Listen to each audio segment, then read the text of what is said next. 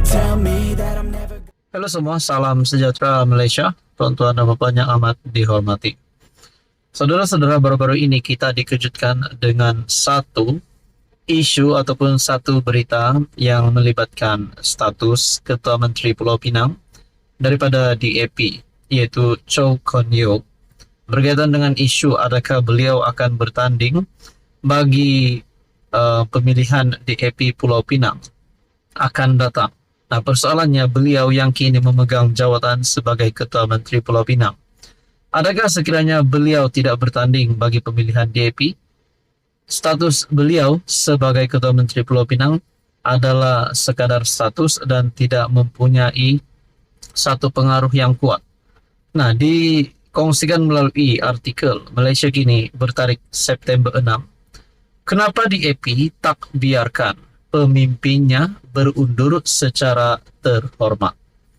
Adalah malang dan menyedihkan bagi pemimpin yang sudah lama berkhidmat seperti Chow Kon Yeow untuk diletakkan dalam kedudukan yang sukar, kata bekas ahli jawatan kuasa pusat DAP Teng Chang Kim. Mengulas mengenai keputusan Chow untuk tidak bertanding semula dalam pemilihan DAP Pulau Pinang akan datang. Teng berkata, Chow bakal menjadi ketua menteri yang tidak berfungsi selepas hilang peranan dalam pimpinan partinya. Pada masa depan, dia tidak mempunyai kedudukan sebenar dalam struktur parti negeri. Saya rasa ini sebenarnya keadaan yang agak menyedihkan, kerana dia telah menjadi ahli jawatan kuasa pusat dan pengerusi negeri selama beberapa dekad.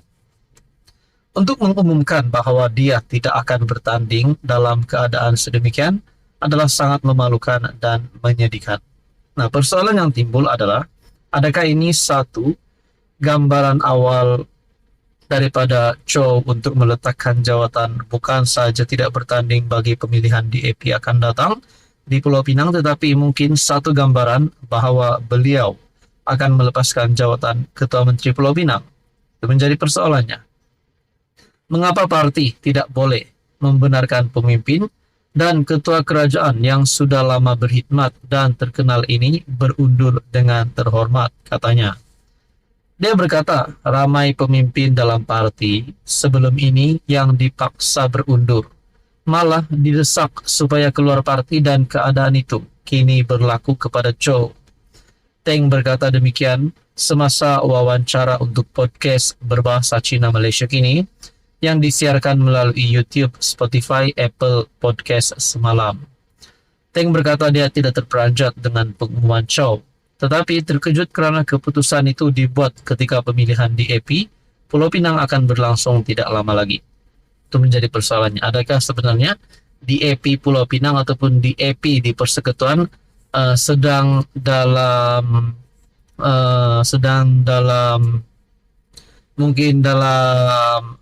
menghadapi isu di dalam pemilihan AJK ataupun ahli-ahli parti ataupun pemimpin-pemimpin tertinggi.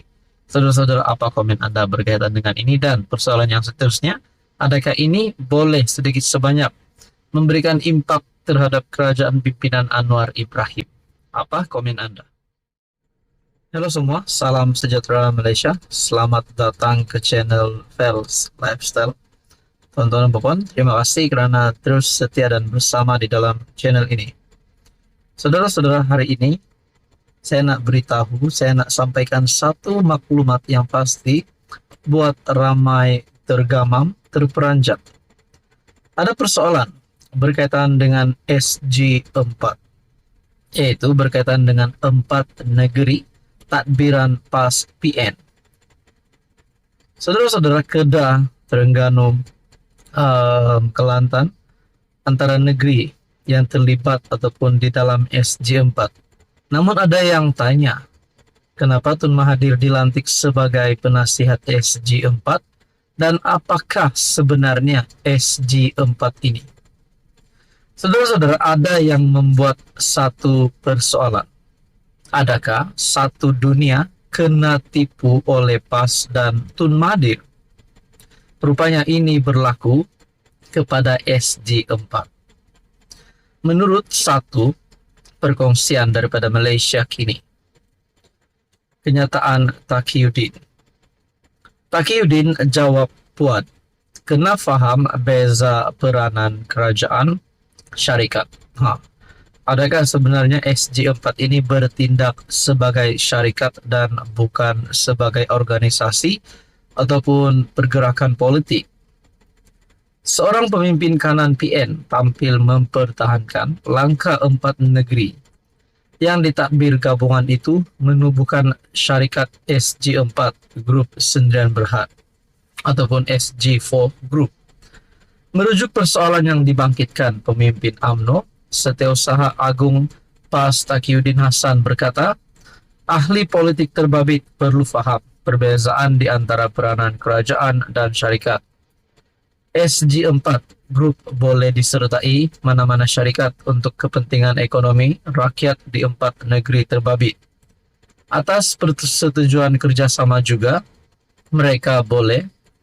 atas persetujuan bersama juga mereka boleh membuat resolusi untuk keluar dari syarikat.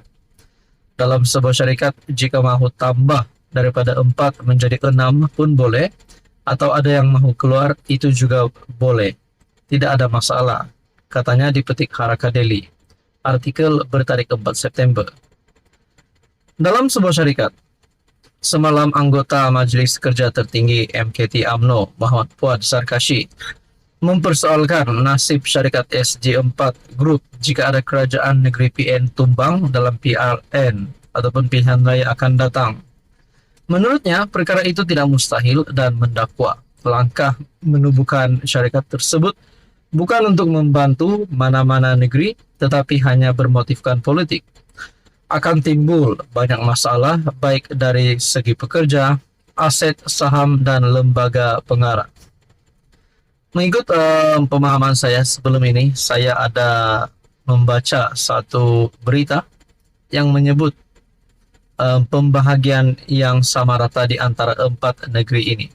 Namun ada yang mempersoalkan, mahukah Sanusi sebagai Menteri Besar Kedah, di mana Kedah juga terlibat dengan SG4, mahukah Sanusi berkongsi-kongsi dengan 3 negeri yang lain itu?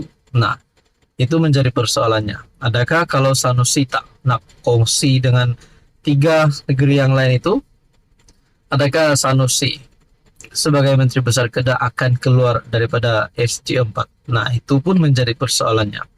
Dalam kenyataan ini berkata, SG4 ialah sebuah syarikat.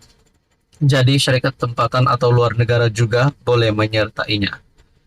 Pada sidang itu, Ketua Panel Penasihat SG4 Dr. Mahathir mengumumkan Kelantan, Terengganu, Kedah dan Perlis mengambil langkah bersama untuk berkongsi kekayaan dengan membentuk SG4 Group.